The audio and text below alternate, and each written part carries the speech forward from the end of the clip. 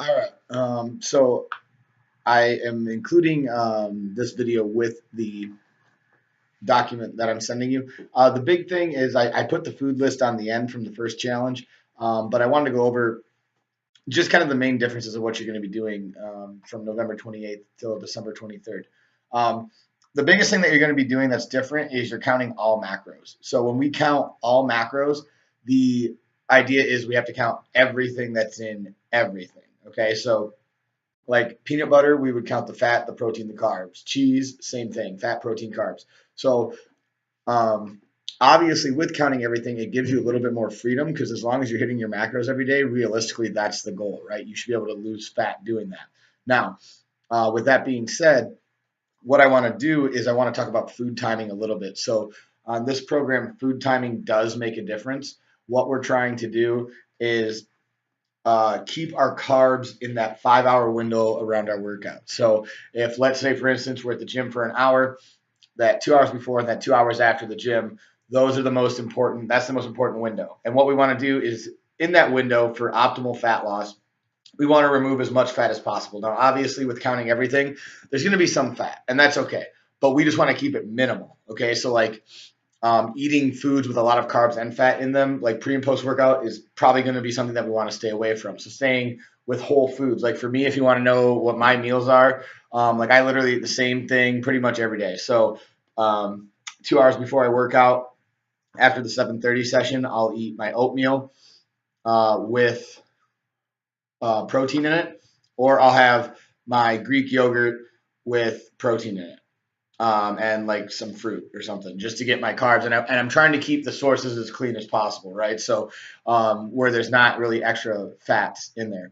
And same thing post workout is I'll either have a Greek yogurt and protein or I'll have chicken and rice. And that's pretty much like what I eat almost every single day, pre and post workout, except for if on days I don't work out. On days I don't work out, I have, then I'll have some of those other foods that are a little bit more carb and fat friendly because I'm not really worried about it. I do try to keep my carbs more in the morning though, just so my body's on that same schedule every day. So like if you're like Jarek and Tiffany, typically I know you guys work out at 4 p.m., right? So for you, that may be a little bit different, right? But having your carbs around the same time every day is probably pretty important because it lets your body kind of get used to what you're trying to do to it and get used to that food timing, which is the most important thing. So um, keep that in mind. Now, what you're going to do is, and I talked to James about this, in a perfect world, every Saturday you should be able to actually cheat and hit your macros. So what I mean by that is, we looked up Jets Pizza today. So if he had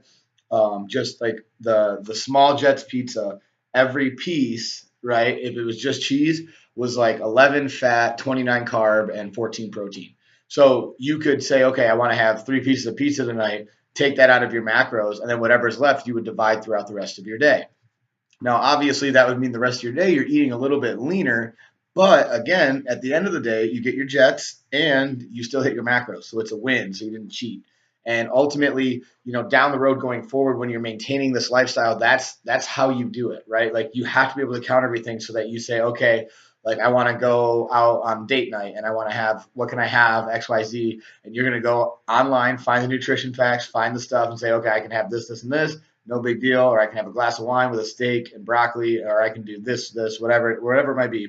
You can go and have it. Now, every other week, you can still go have your cheat meal, but realistically, do you really need it? Not eating this many calories, you don't. This is very much not what we were doing on the challenge where it was restrict, restrict, restrict, and then binge. This is very much consistent in the way that we're doing everything. So keep that in mind. That's one thing that a lot of people have kind of gotten confused about when I run this program with them is it's a different mentality. So you're not going to just shed weight. Now, if you do the food timing properly, where you're having the carbs and you're eliminating the fats in that window, and then the rest of the meals you're having your proteins and your fats, you may shed weight doing that. But remember, healthy fat loss is 1 to 3 pounds a week. Like if we lose 1 to 3 pounds a week, we are doing amazing, and that's what we really want to do.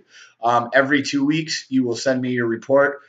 Pretty much what I want you sending is before pictures, every 2 week pictures, inches, body fat, and weight. Okay, so, and the reason I want all of that information is because, again, like we saw with pictures during the challenge, they tell the real story. And obviously for some of you, like I know Gene is trying to work on some bodybuilding stuff. So obviously pictures are going to be super essential.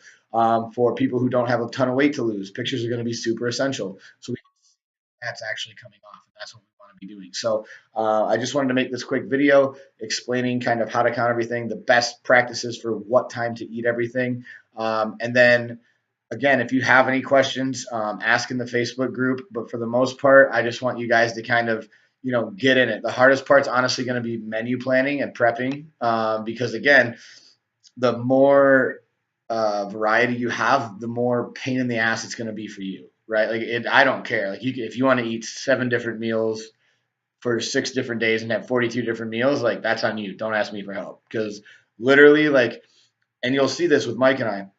We eat the same shit every day. Like I can set a watch by what time Mike eats those stupid little egg things, and what time he eats his chicken and sweet potato, and what time he eats X, Y, and Z. Like you can set an alarm by because it's all portioned out, it's all done for him, and he doesn't.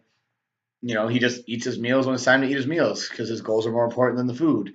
Um, and that's part of the reason that I grabbed you guys for this and not anyone else is because I know you guys will just shut up and do it. So obviously, if you have questions, ask, but make sure that again, it's not the stupid kind of question like, well, can I have this? Can I have that? Well, I don't know. Does it fit your damn macros? If it doesn't, then don't eat it. If you can't fit it in your macros, then don't put it in your mouth, right? I mean, that's the answer I'm going to tell you.